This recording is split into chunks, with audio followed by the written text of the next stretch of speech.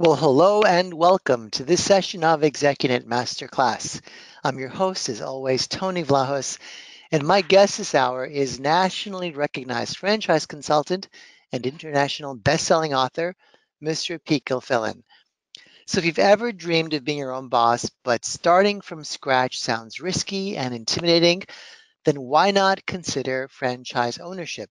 Pete is with us today to tell you everything you need to know about this exciting and rewarding alternative to traditional corporate life. It's pretty important stuff and part of our daily commitment here at ExecuNet to connect you with trusted advisors like Pete who can help you create the transformative results you want in your career, at work, and in your everyday life. So let's begin at the beginning with a few housekeeping things that will make your experience today all the more enjoyable and valuable. First, by now you should have received the PowerPoint deck for today's session. Many of you are nodding. Yes, I can tell. That's great. If you're sure you have not, fear not. You can get the slides in PDF straight from the screen in front of you. Just look under the handout section on your right. And if you have any trouble, of course, chat to us and my amazing colleague Kim will help you out. Second, do not be shy. If you'd like to ask Pete questions, and I certainly encourage you to do that, you can chat those in and I'll do my best to relay as many as possible to him before the end of the session. Lastly, very important, please complete your evaluation before you go. I know that Pete values your feedback and Kim and I do too. It really does help us serve you better. Well, I am really excited to bring back my guest today. He's been with us so many times. Pete Gilfillan is the international best-selling author of Hire Yourself. He's got a proven track record of changing people's lives. In fact, over the years, he's helped hundreds of ExecuNet members explore franchise ownership and successfully reset their career. With that brief intro, welcome back, Pete, to the ExecuNet stage. They are all yours.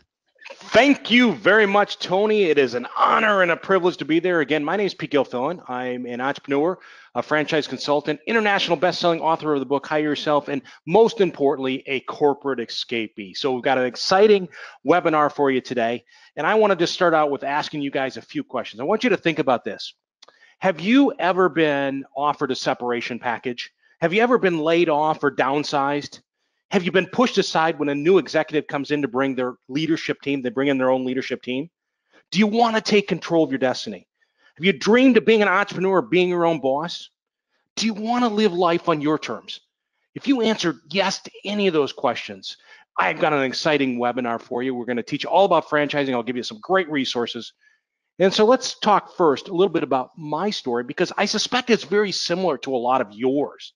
You see, I was told in high school, you go off to college, you get a degree, and then you get a job with a big company, and then you basically work there for your entire career, join the pension, do the retirement, all that kind of stuff, and you spend your entire career there.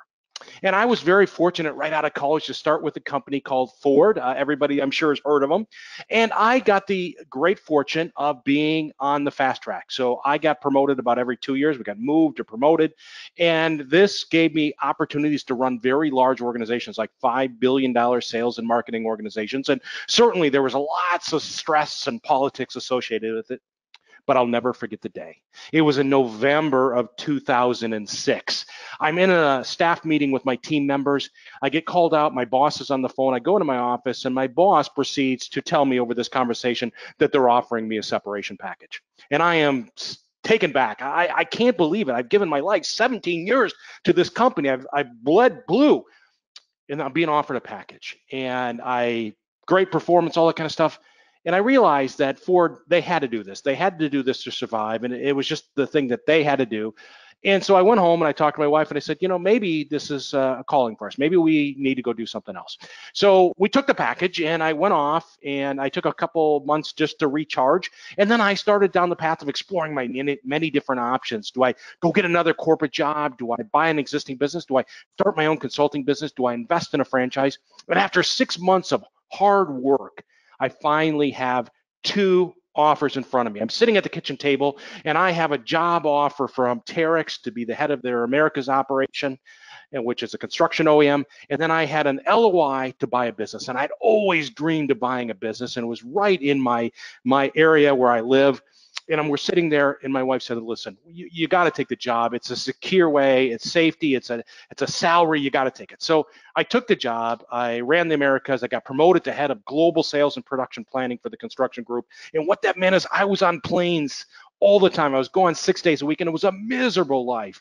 I was missing out with my time with my wife and my kids, and it was miserable. And so I decided one day after about a year that I was done. I told my wife, I can't take it anymore. I want to be engaged in my life. So I gave up the corporate career with this idea that I was going to invest in a business. And I ultimately invested in a master franchise. I bought the rights to 3 states for a junk removal franchise. And I've been on this journey now for over 10 years in terms of being an entrepreneur. And as an entrepreneur, I've had the great opportunity to be around some very successful people.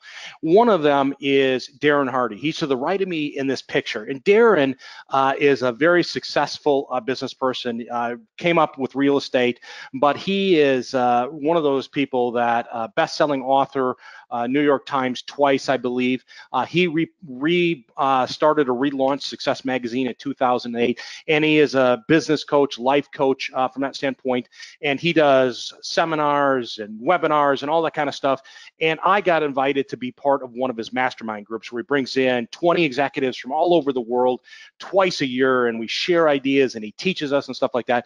And he said something in one of these sessions that kind of just caught my attention. And he said, the size of your life is determined by the size of your problem you solve. And I thought, holy cow, that's amazing. What is going to be my problem I want to solve?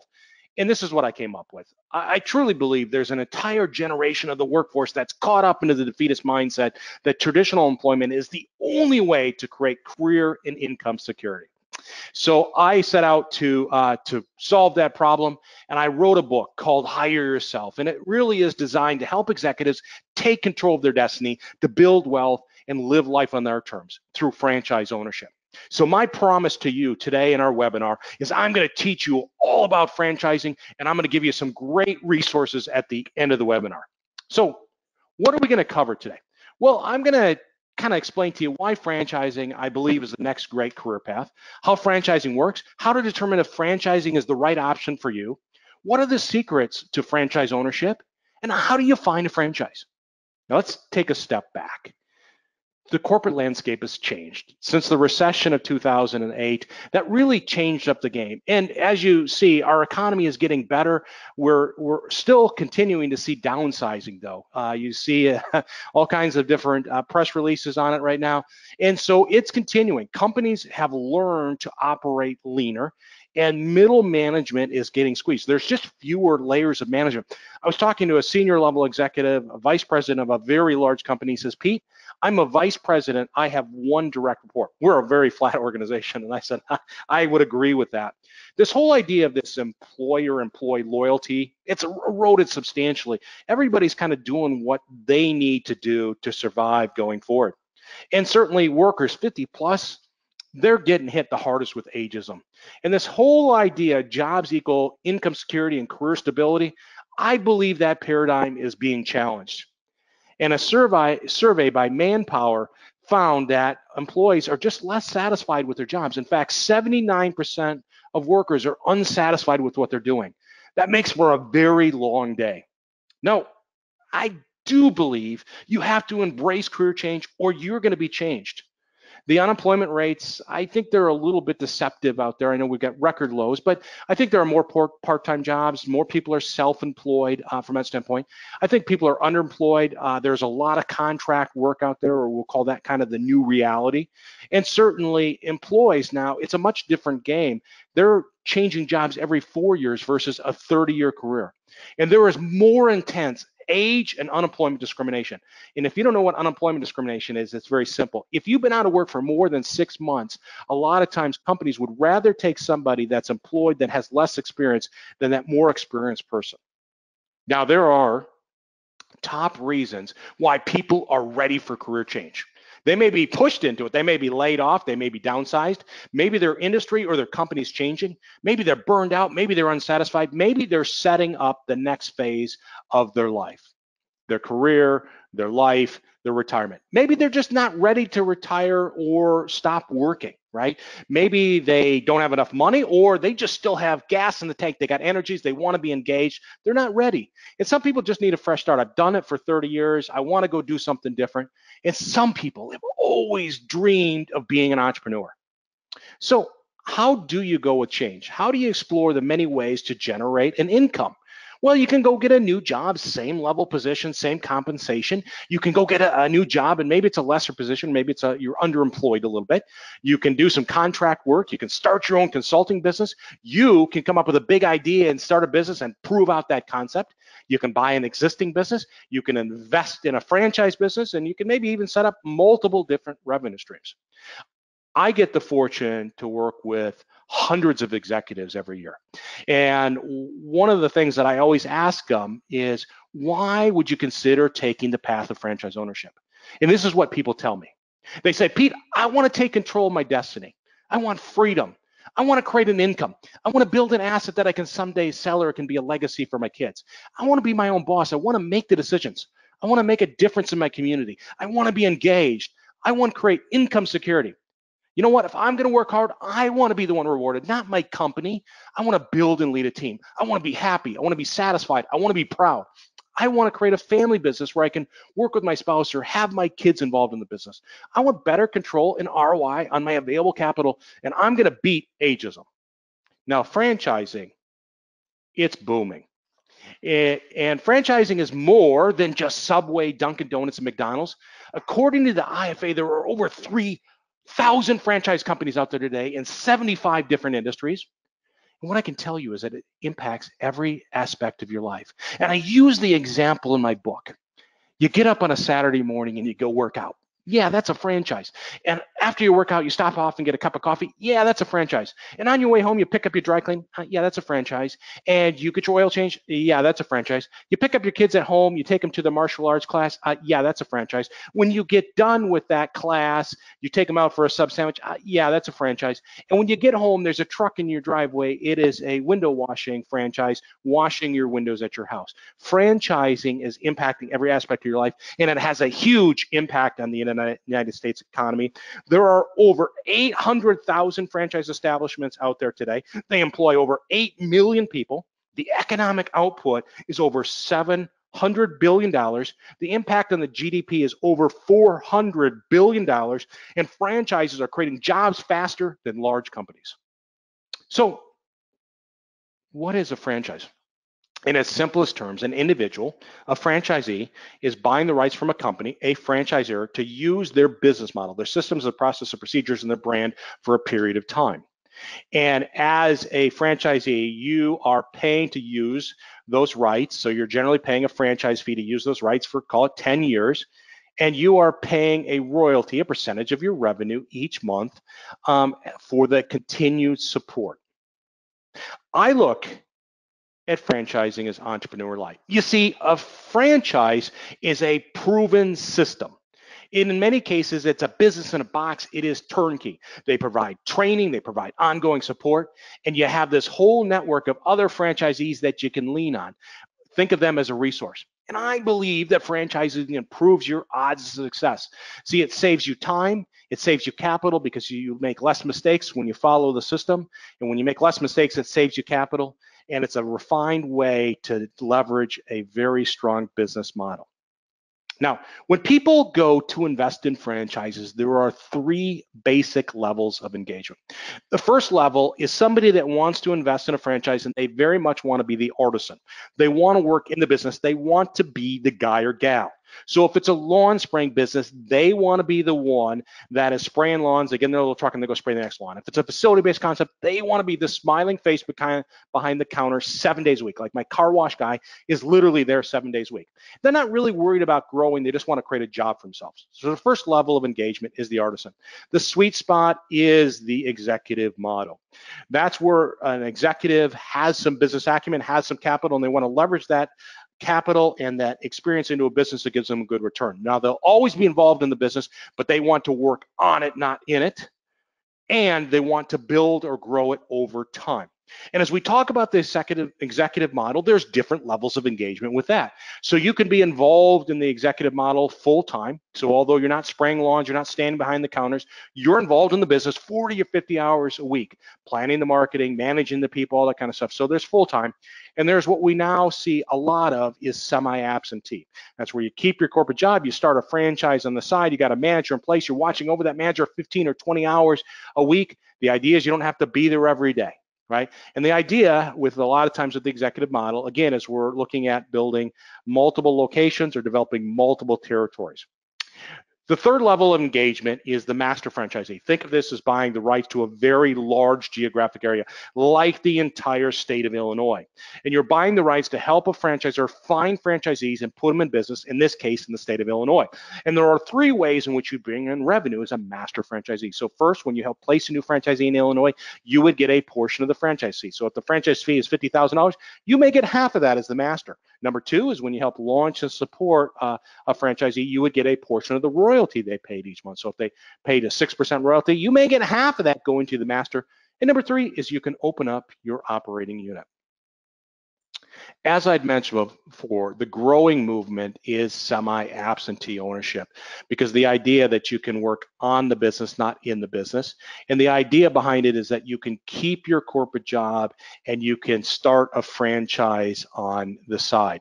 And there's many reasons why people really like, executives like this idea of a semi-absentee franchise ownership.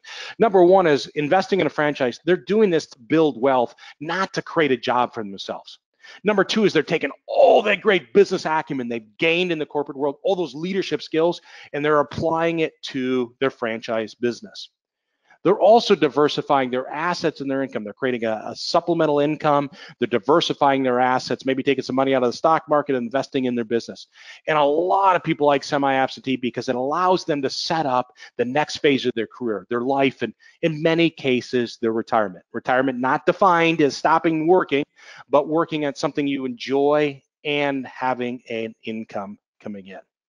So a lot of people ask, okay, how much time does it take with a business? So if you're involved in a franchise, an executive model full-time, you're going to invest 40 or 50 hours a week. That's just what it's going to be from that standpoint.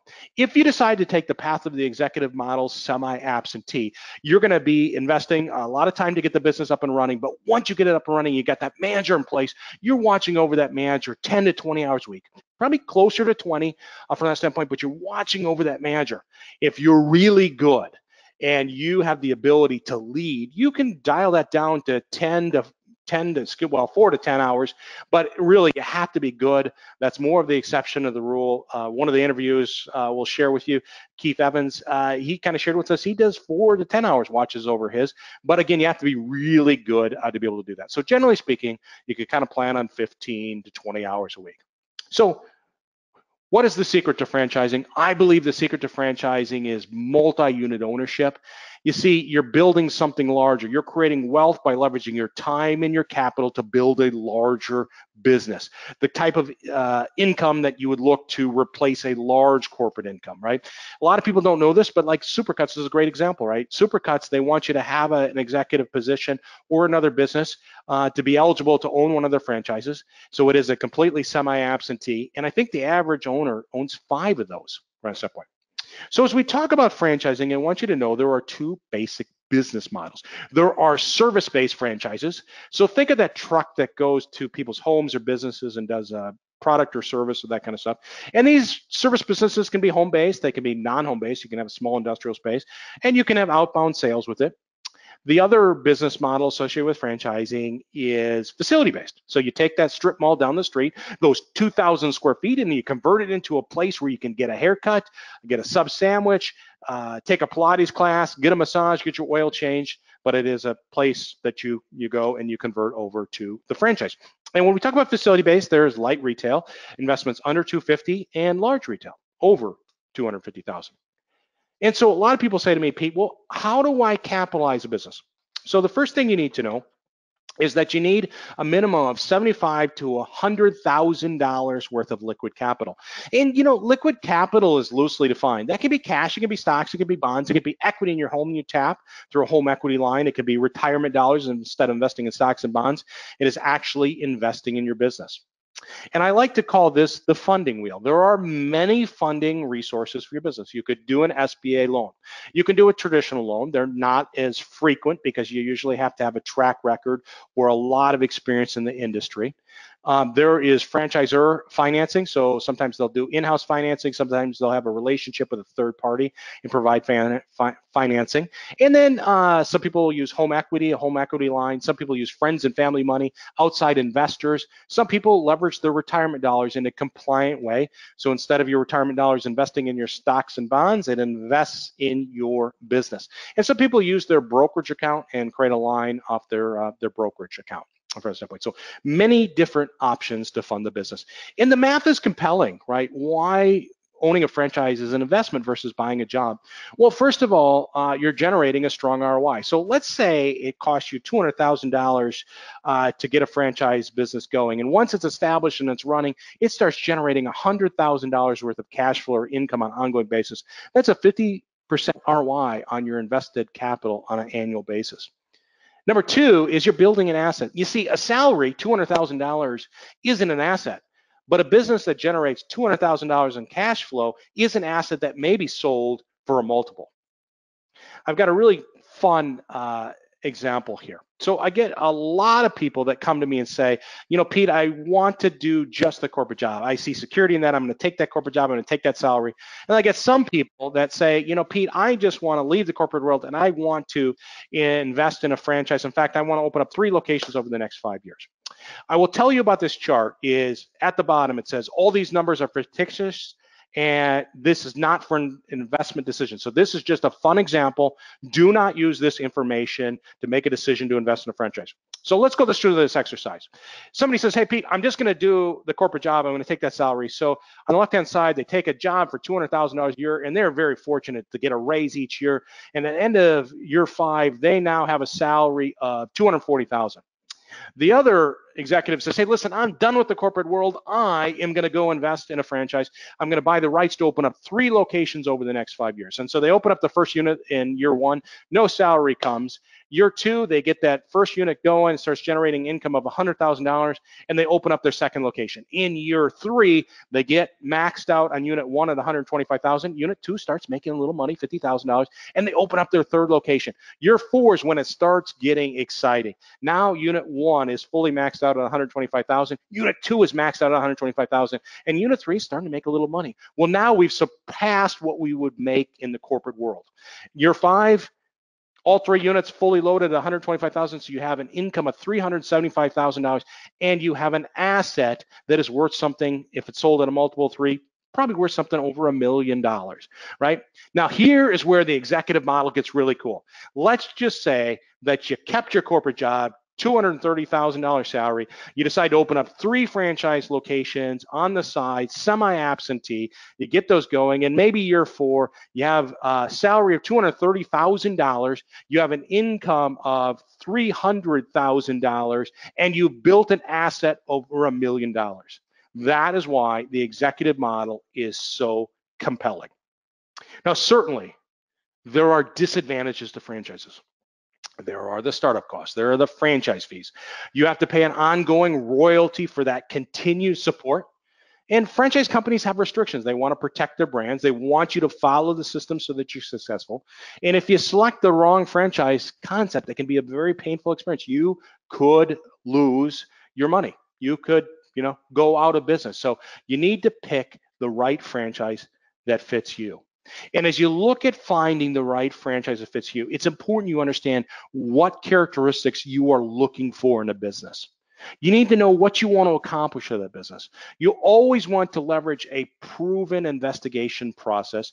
You want to keep an open mind. You want to have a little bit of fun as you investigate the franchises. And you got to remember not to turn your hobby into a business. I run into people that say, I love wine. I want to open up a wine bar. And what I tell them is keep your hobby a hobby. You see, the definition of a hobby is something you do outside of work. A great example in the book E-Myth Revisited is somebody took their hobby and made it a business. It was no longer a hobby when they were done. So when we go to investigate or look for a franchise, there are three ways. And we'll say good, better, and best. Good is you can go to all these websites and you can click boxes and request information.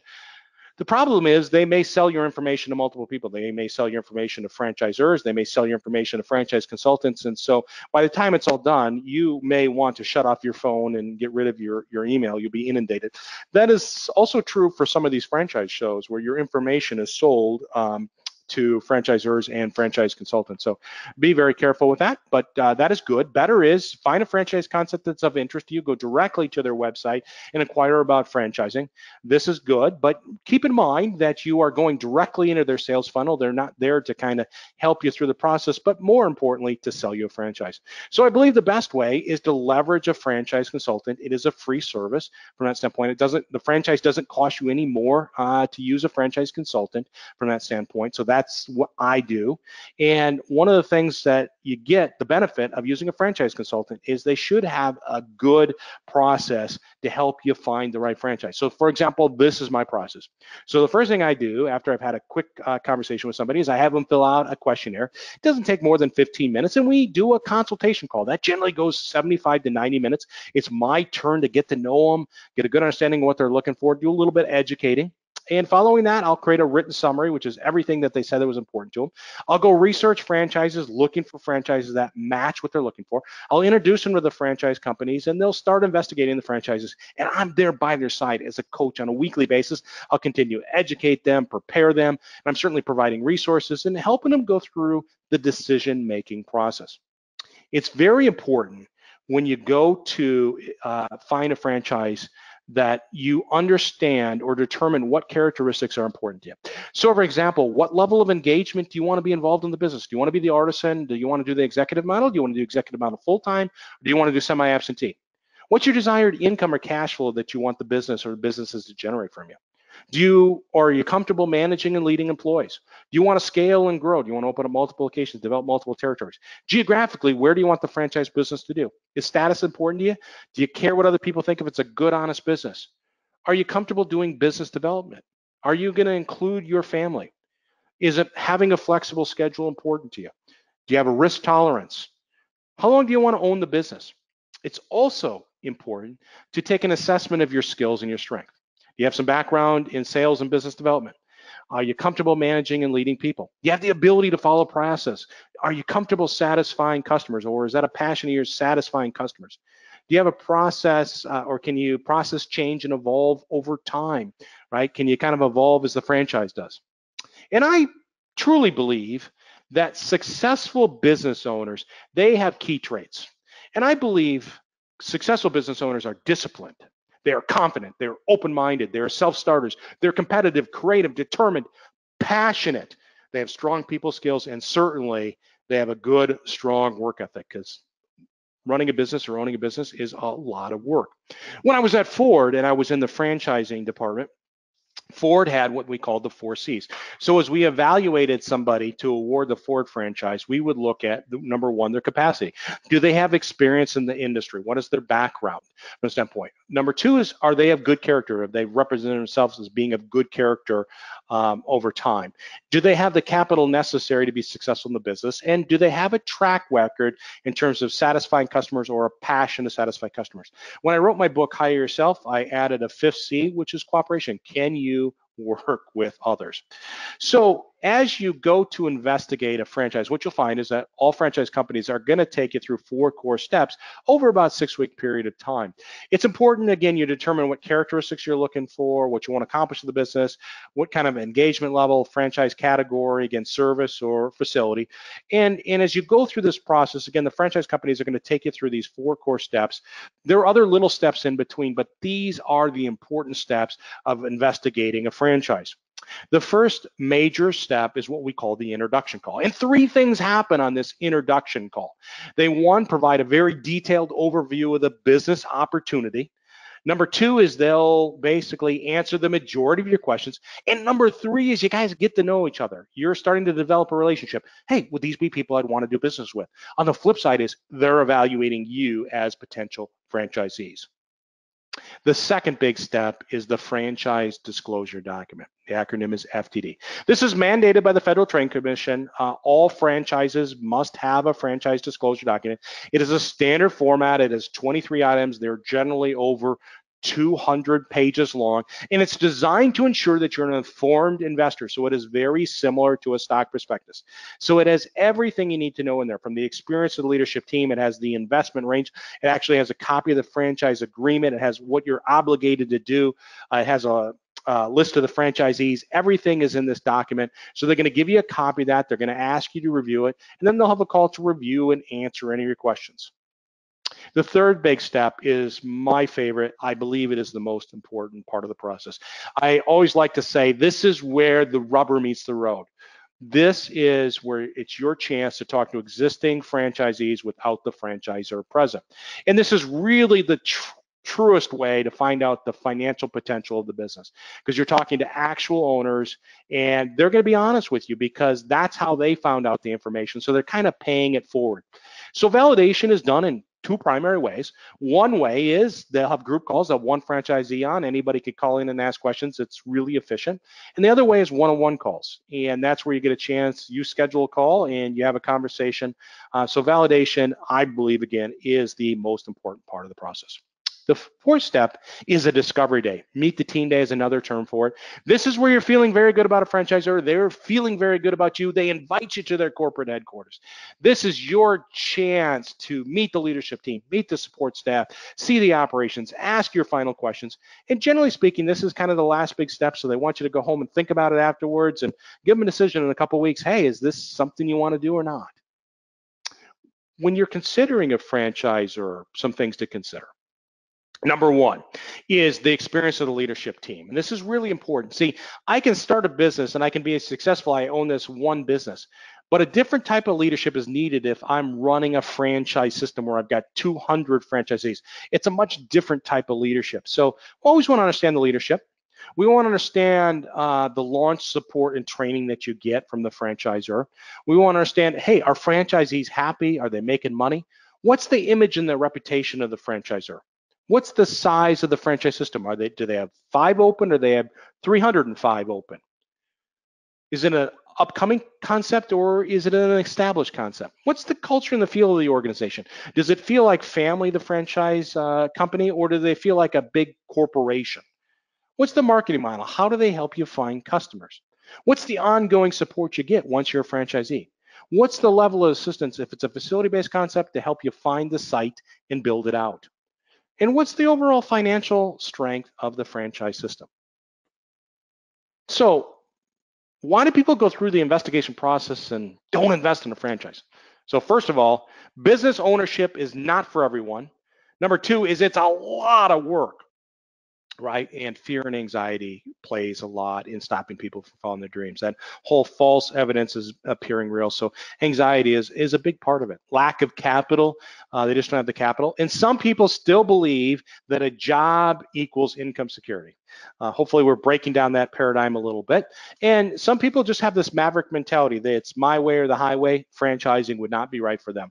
And sometimes people's family and friends, they kill a dream. I had one person I worked with, the family had a family meeting and they decided to vote on if they would let the father invest in a franchise. And some people are just not capable of making decisions. So they go through this whole process. They have so much fear, so much anxiety, they can't make a decision. So they force the franchisor to make the decision, which no decision is a decision of no. Tony and I had the distinct opportunity last year to interview an ExecuNet member. This ExecuNet member had went through one of my webinars and he reached out to me after the webinar and he said, Pete, I really like that executive model semi-absentee. I want to keep the corporate career, want to have that income, and I want to start a franchise on the side, a semi-absentee franchise. So I want to buy the rights to a couple. So can you help me? So we took them through the process, and this is Keith's success story. So if you get a chance, go listen to this. It is a great example of somebody that has done or executed the executive model semi-absentee. So great questions to ask yourself is, hey, do you want to take control of your destiny? Are you going to change, or are you going to be changed? Because we got a lot of change going on right now. Do you have what it takes to be a business owner? Are you willing to invest in yourself? Will you let fear or a false sense of security hold you back from following your dreams? Do you want to set up real income and career stability? If you answered yes to all those and you want to learn more and you want some awesome resources, I'm here for you. What I will offer you in terms of resources is I will give you a quick consultation call, 15 minutes. You can tell me a little bit about yourself. We'll see if franchising might be the right path for you. I will give you a free copy of my Amazon best-selling book, Hire Yourself. You can have a paperback copy, you can have a digital copy, whatever works for you.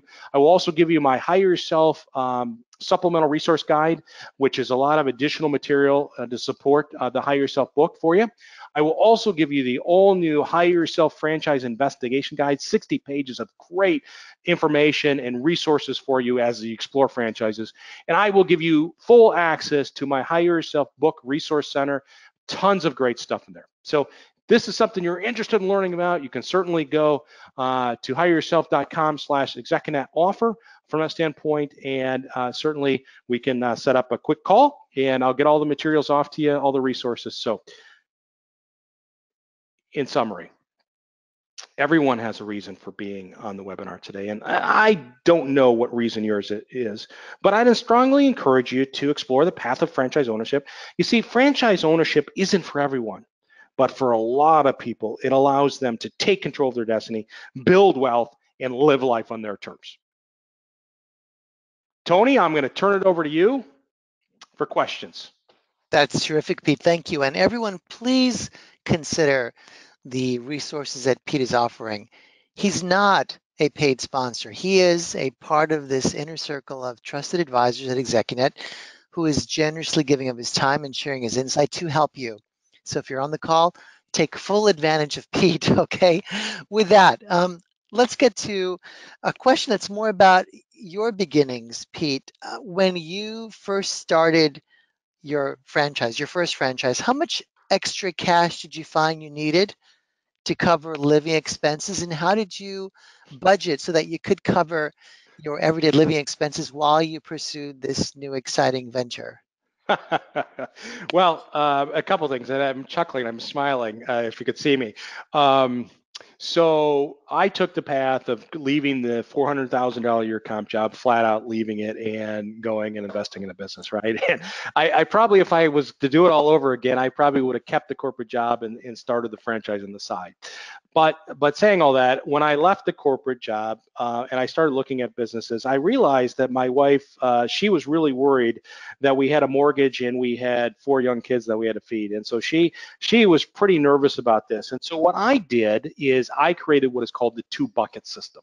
So I looked at what it would cost to invest in the business, all the capital required, and I set that in one bucket. And then I set another bucket where I took cash that I could use to offset my living Mhm. for a period of time, like 12 months. And I put it in that bucket. And my wife every day could look in that bank account and see that we had money to pay the mortgage and buy food and stuff like that. To me, I looked at it as one big bucket. It was the total cost to get that business up and running. But for my wife to be comfortable, to know that we're going to kind of be covered, that's what we did. So you always want to kind of make sure you've got some living expenses set aside, or capital for living expenses, and that's the way I did it. Okay, and as part of that, you um, put to rest any fears she had of losing the farm and you losing her, which is always a good way to look at the picture. Generally, good idea. Yes. Okay, the question has come up, of course, as it always does. If we don't pay Pete directly, how does Pete get paid? Walk us through that, please. Yeah, so I'm really just a matchmaker. My job is to kind of help people through a process, and the way in which I get compensated, nobody signs anything with me, so they don't sign an agreement. They never pay me anything. The way in which I get compensated is essentially if somebody goes through the process and they invest in a franchise, I get a referral fee from the franchisor, very similar to like how a realtor is paid or an executive recruiter. And second is when I do an awesome job, I hope people refer me and say, you got to talk to Pete. He's the crazy bald franchise guy, right? Now, kind of a follow-up question to that is, hey, Pete, does it cost me more for the franchise then? And the answer is no.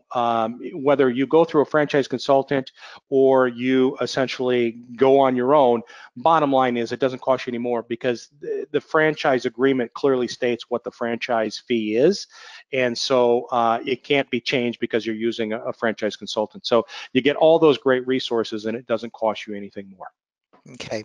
So the majority of the questions streaming in today, Pete, have everything to do with the financial part of this. I'm not seeing much chat around what if it's not in my industry, or what if I'm not a marketing whiz. I'm getting a series of other questions. I'm going to ask them in no particular order, and you'll tackle them as gracefully as you always do. So the first question, which is, I guess, the really tough one, is how long will it take my new franchise to reach break even? What are some parameters there or guidelines you can offer us? Yeah, that's a great question. And as a franchise consultant, I can never answer that question. The Federal Trade Commission doesn't want people that are taking you through the process to promise you anything, to Mhm. promise you're going to have this income or the business is going to break even or you'll be able to pay yourself in this time. So as you go through your due diligence or your investigation of the franchises, there's really two ways in which you can get the answers to that question. The first way is all franchises I had mentioned before have a franchise disclosure document. It's a standard format. In there are 23 different sections. Item 19 or section 19 has an area where franchisors have the opportunity to put high-level financial performance numbers in there. So they may say, hey, our average franchisee has revenue blank, or our top third of our franchisees have operating profits of blank. So that's kind of a, and they may even put in there, our average franchisee breaks even in this period of time. So think of it as kind of a macro number. The best way to get that very specific answer is to go through and do what is called the validation, which we talked about, right? These are conversations with existing franchisees. And once you build rapport, you can ask them questions like how long it will take to break even. Now, my job is to get you in front of companies that I know have fast break even, and it's your job to validate or to basically go out and vet that out to ensure that that business does have a quick break even. So a little longer answer to a very short question. Okay, so let's pretend we're all at a bar somewhere and someone leans over and says, hey, Pete, what are some companies that have a fast break even? What would you quietly say to us? Well, I would say that it just kind of depends, but a lot of times you see some of these executive models, semi-absentee business models, they're designed to kind of get off to a fast start. So, generally speaking, a lot of times when a franchise system has like membership models, that's pretty good, or it has some type of reoccurring revenue. And what you'll see a lot of franchises do is before they open up their doors, they will essentially go and start marketing. Like 2 months before the facility is done, they'll start marketing to potential customers to be members or lease space or whatever it may be. And the idea behind it is it gives you some momentum, some velocity as you start. And so that kind of enhances your speed to break even.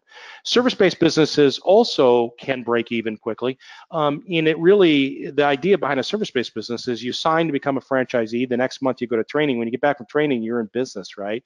And the idea is that you can kind of get off to a fast start. But generally speaking, what you want to do is to get in there and talk to actual franchisees. When I was looking for a franchise, that's one of the questions I'd ask is, hey, when were you able to start paying yourself? And that's something you have to kind of do on your own. Mhm. Related question, how do we best determine how financially strong the parent, the franchise company is? Yeah, that's hard. In this section within the FTD, there's a section where franchisors have to list their financials. The problem is that it's hard to kind of determine because a lot of times this might be one of many different businesses, and they don't put a ton of capital into it. So as part of your conversations with the franchisor, you can kind of dig into that. But Mhm. as a starting point, the section in the FDD is a good point. And then as your conversations and your meeting with the president or the head of the franchise group, you can kind of dive into that a little bit. But it's not always easy to get your arms around that. Is there a structured or direct route to current franchisees to learn about their experience, including their impression of how strong the company is and what the break-even point is? Yeah, so part of the process is validation, as I said before. A lot of the franchisors do group calls. They have one franchisee on the phone, anybody can call in, and they usually do these weekly. And sometimes they'll record them so they can say, hey, Tony, here are 3 prior recorded and call in every Tuesday. These are super efficient, but they're not overly personal. So really where my favorite way to do it is the one-on-one calls. And you can pick anybody you want to talk to, right? They may give you a list of franchisees that are willing to take their time from that standpoint. But you can call any franchisee you want, and if they're willing to take time out of their very busy schedule, and so that's where you're going to get the very direct answers to, hey, are they happy? Are they making money? And one of the things that I do when I work with people is I teach them how to do those one-on-one validation calls. There's a certain technique because some people make the mistake is they call a franchisee and the first question they ask is, hey, how much money do I make with this business? Or how fast does it take to break even, right? And you're calling a complete stranger and you're saying, hey, how much money do you make? And so there's a technique where you want to build rapport and you want to kind of ease into the financial questions. And if you use some techniques, you got a pretty good chance of getting the answers to those very important questions. How long does it take to break even? What kind of cash flow can I expect from this? What's the revenue, right? But there's ways in which you do that. But that is the most important way to do it is one-on-one conversations with existing franchise owners. Okay, great. Let's dial back to the standard financing options that exist for would-be franchise owners, Pete. So we talked about the SBA Guarantee Program. Of course, you can get a bank loan by secured through your personal collateral. What alternative financing options exist for us? For example, I think you mentioned IRA or 401k accounts. How do you do that without early withdrawal penalties? What are some of the details we have to be mindful of? Yeah, so one of the common things that people are doing now is they're doing what's called the ROBS program. Mhm. There are some companies that do a very good job, but essentially what you do is these companies take you through a set process. They manage the whole thing. You pay, call it $4,500 to have them do it. But basically what they do is they create your own retirement account. So Pete's 401k. They set up a C corp, and essentially what happens is your retirement dollars, instead of investing in stocks, actually invests in this C corp. And this C corporation basically owns the franchise. So your retirement account actually owns the franchise business. You don't own it, your retirement does. And this is done, if done right, it is a compliant way where you're not paying any kind of pre-penalties and stuff like that.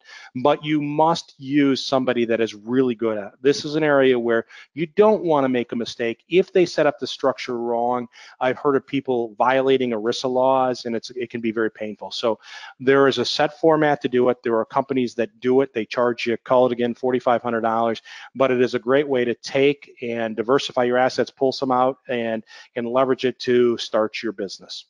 Mhm.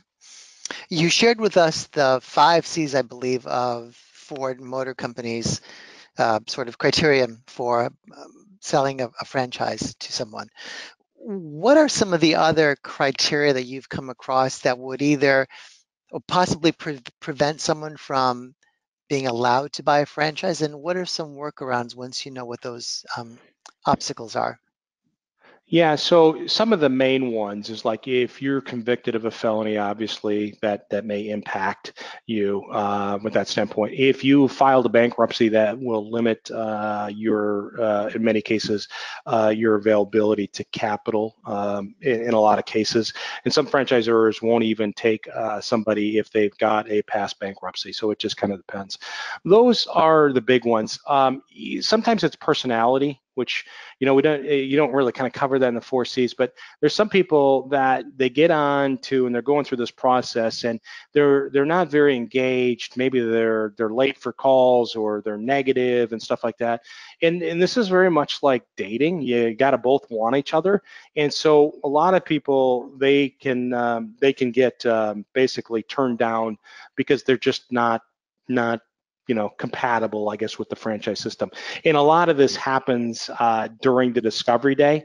I tell people the discovery day is a mutual approval day because a lot of people, they decide that they're going to go into the discovery day, but they just want to sit back and they don't want to observe. They want to observe. They don't want to participate. And what happens is that the franchisor doesn't get to know them, and so in many cases they will turn them down. Or if somebody is really negative and just that doubting Thomas attitude at a discovery day, that's another way. So a lot of times it's the personality and your interaction with the franchisor that can put you in a position where you can't go forward. Mm-hmm. As an aside, Pete, when we are looking at Discovery Day, what's the length of the process from, say, the introduction or the conversation with you up through the meet of the team day or the Discovery Day? Typically, how long does that take? A couple months. Okay. Generally they can take you through the system, about 6 weeks, but life gets in the way, right? We have holidays and vacations and events. And so generally speaking, a couple months is the process. All franchise companies are going to kind of use that process that I covered, and it's your search. So you're going to go at your speed, but generally speaking, it's a cadence of, kind of one call a week with the franchisor, clicking through the different steps. Okay. Let's talk about a couple of things that franchise owners control and maybe things they don't control.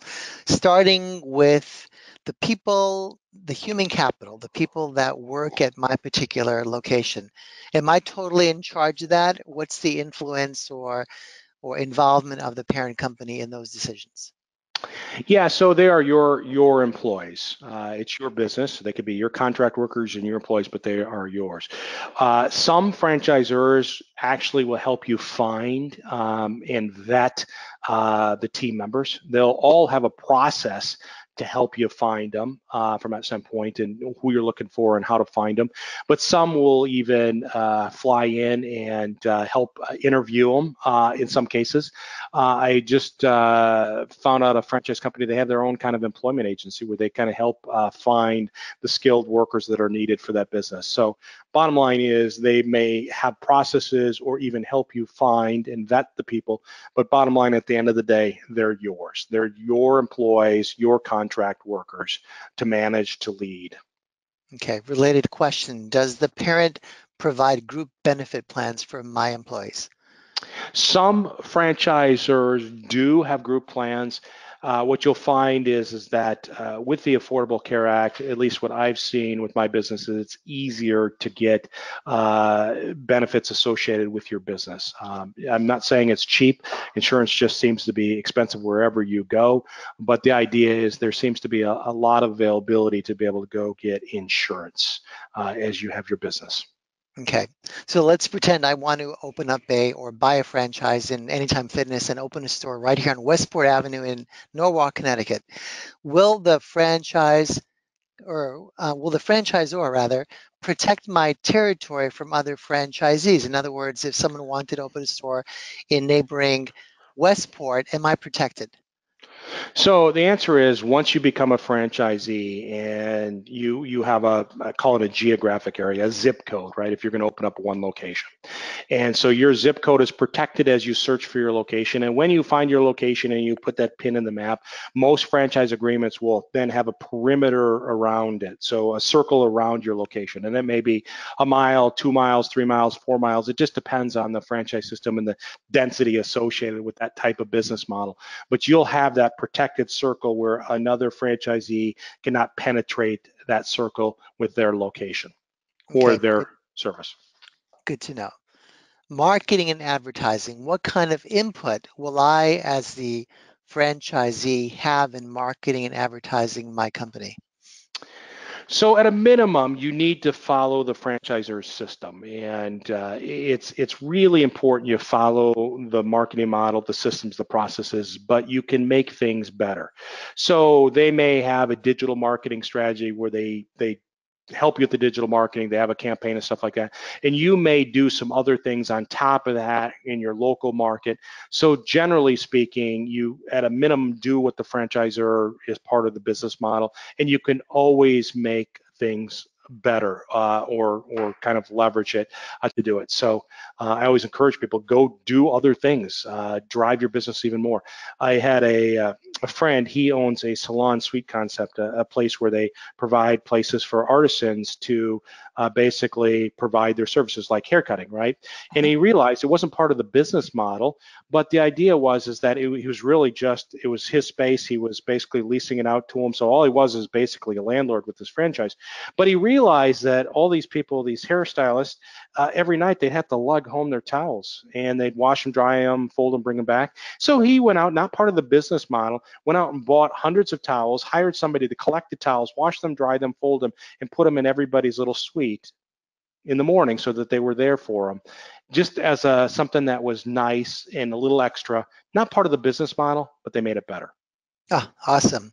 Let's talk about success and failure rates. Is there some universal view of this that we can look at and say, okay, that's where I'm going to go? Or is it sort of depending on the industry and other factors? Yeah, it's other factors. There aren't really any great numbers, but generally what you'll find is kind of a high level that franchises have a higher level of success Mhm. just by the nature is that somebody's kind of figured out the systems, the process, procedures, and they've kind of done all that vetting out. So you make less mistakes. So you have a higher chance. You got somebody there supporting you. You got all the infrastructure, and you got a whole group of other franchisees. That doesn't mean you're guaranteed. All business there is risk associated, but what we're trying to do with a franchise is mitigate the risk the best we can. And then we're trying to find even better, good, solid, proven franchises to mitigate that risk even more. So I don't know if there's any kind of standard numbers that I know, but the idea behind it is franchising is there to mitigate the risk as much as you can. Okay, so let's narrow the question a bit. In your experience, Pete, when franchisees have failed, what are the top few reasons why that's happened? So I think it kind of comes down to is you got to take ownership. This is your business, and some people get into a franchise, and they basically they want people to do everything for them, and that's not the case. The franchise there is to support you, to give you all the systems, the process, procedures, but it is your job to implement it. And some people they end up they can't do it. They're just maybe they're not good at it. Maybe they're not good at leading people. Maybe they're not good at training people from that standpoint. So it can be from the standpoint that they don't have the capacity to do it from that standpoint. I think the other thing is that sometimes people will get into a franchise, and you remember we interviewed Bill a couple years ago, you and I, right? Yes. Very senior level corporate executive, right? Ran divisions of companies, and he started out with this franchise business, and he wasn't doing so well, right? And the franchisor calls him and says, "What are you doing? You're not doing so well." And he says, "Well, hey, I know how to do this. This is, I've got all this business experience." And they said, "Hold on, just stop doing what you're doing. Follow the system, and you'll be successful." Right? Right. Follows the system, and I think now he's in the top 20% of the franchise network. So you got to be able to follow the system. You got to be able to lead. You got to be able to drive the business. And when I tell people when they become a franchisee, is man, you better get ready to work. And I tell people to treat every day like it's your last day. Like if you only had one day to make it, today is the day I'm going to make it. And Mhm. have that sense of urgency and passion. Well said. So let's talk about, I'll call them exit strategies. Exit strategy one, something you control. Do you need some kind of a plan? Or how do you create a plan that says, you know, if it doesn't work out for me, I can move on to something else? I mean, one option that we've talked about in the past, of course, is you start this as a side project and then you transition from corporate life. You don't do it all at once. What other successful exit strategies have you seen, Pete? Yeah, so some people they get it going and they basically decide that they're going to sell it. They're going to get all their money off the table. They're going to go do something else. A franchise is an asset that you can sell, and like a business, you can sell it for a multiple, that kind of stuff.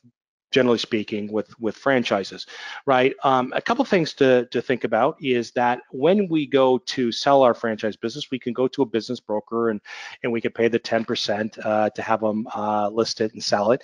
We can go back to the franchisor and do what I call the hand raising, where basically you raise your hand and say, "Hey, listen, I'm interested in selling. I think I'm going to retire in Florida," all that kind of good stuff.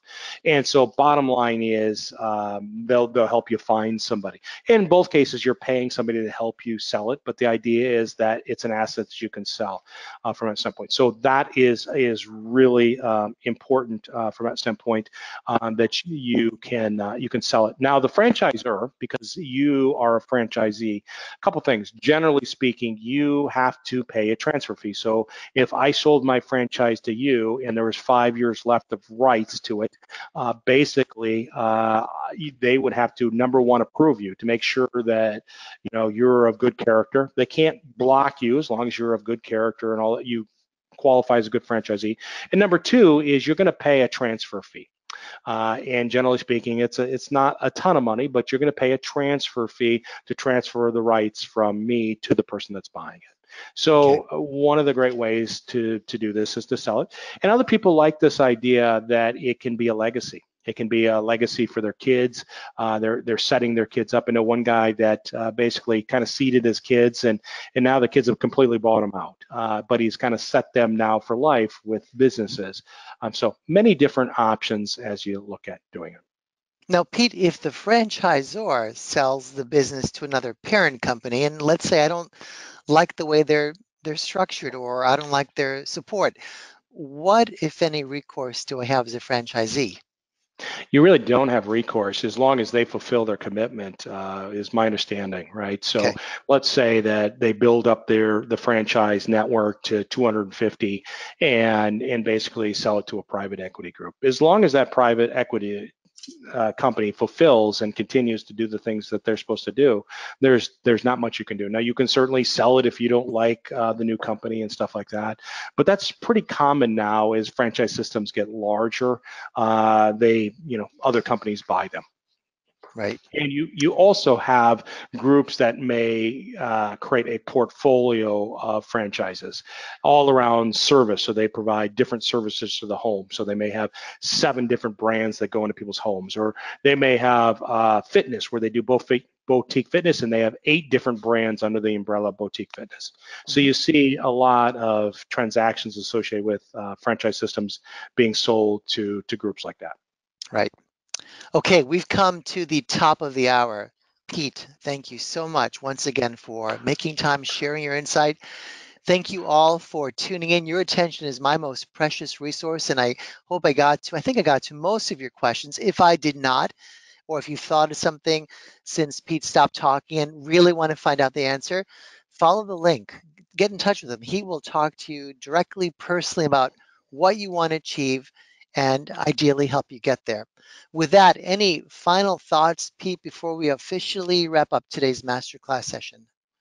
No, it's a real honor to be there today and share some great information. And I encourage everybody to explore franchising. Just click on the link, schedule a 15-minute call, and we'll see if franchising might be a path for you to explore.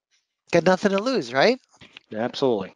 All right. Thank you again, Pete. Thank you all. I look forward to seeing you at the next session of ExecuNet Masterclass. Bye for now.